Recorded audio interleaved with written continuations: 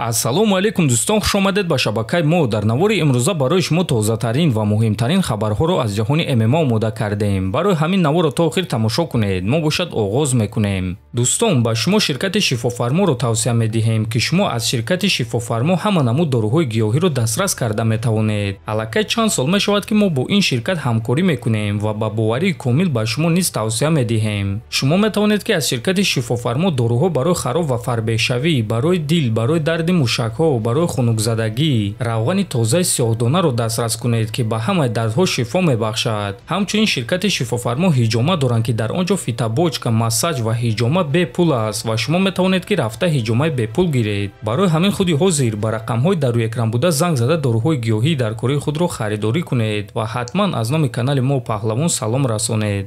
чемпиони пешинаи вазни миёнаи UFC Роберт Уитакер боварӣ дорад ки Ҳамзат Чимаев барои ҳамаи ҷанговарони топ 5 рақиби вазнин мешавад.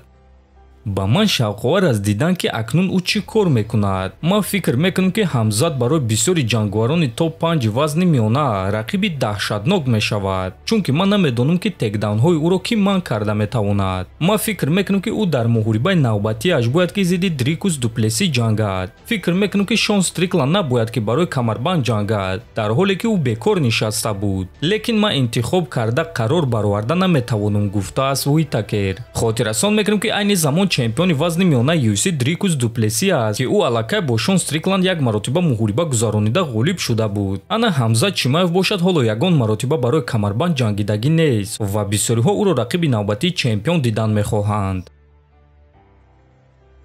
довталаб барои камарбанди вазни сабук UFC Арман Царукян оиди реваншаш бо Чарлз Оливейра фикрҳои худро баён кард.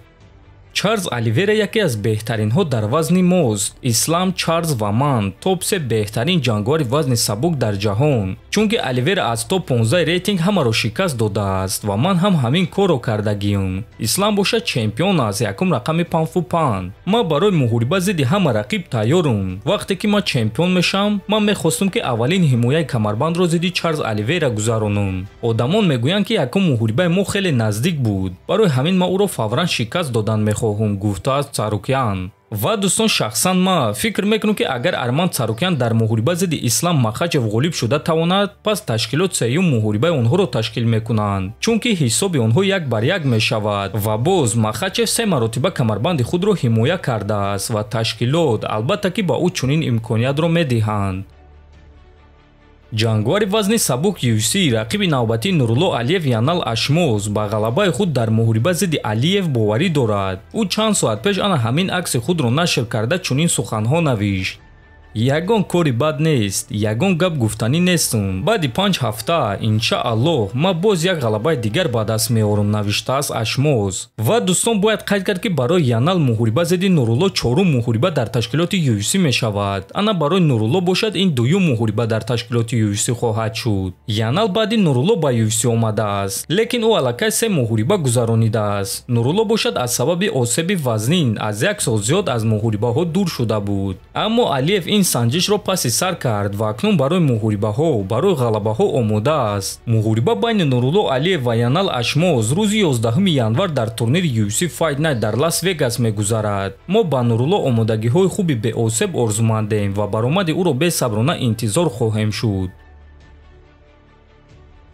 дӯстон, аллакай шаби 7 ба 8 декабр турнири калони UFC 310 баргузор мегардад ки муҳорибаи асосии ин турнир муҳорибаи унвонӣ дар вазни 57 кг байни чемпион Александре Пантожа ва дебютанти UFC Асакура Кай мешавад. дуюм муҳорибаи асосии турнир бошад муҳорибаи довталабӣ дар вазни нимёна байни ду ҷанговари бебохт. Шавқат Раҳмонов бо рекорди 18-0 зидди Иен Гери бо рекорди 15-0. ҳамчунин дар ин турнир реванш Сирил Ган зидди Александр Волков, Брайс Мичел зидди Крон Грейси, Доминик Рей зидди Энтони Смит, Висенте Люке зидди Темба Гаримбо ва муҳорибаи рейтингӣ дар вазни ним сабук байни Мавсар Евлоев бо рекорди 18-0 ва Алҷамен Стерлинг бо рекорди 24-4 хоҳад шуд. мо ссилкаи пахши мустақими ин турнирро рӯзи турнир дар телеграм-канали худ Паҳлавон ТЖ мегузорем. барои ҳамин дӯстон, худи ҳозир даромада дар телеграм-канали мо обуна шавед. ссилка телеграм дар описания ва дар якум комментария закрепид шуда. дар ҳамин ҷо дӯстон, навори мо ба анҷом мерасад. фикру ақидаҳотон нависед, дар YouTube канали мо обуна шавед. то боздид, хонободу сарбаланд бошед.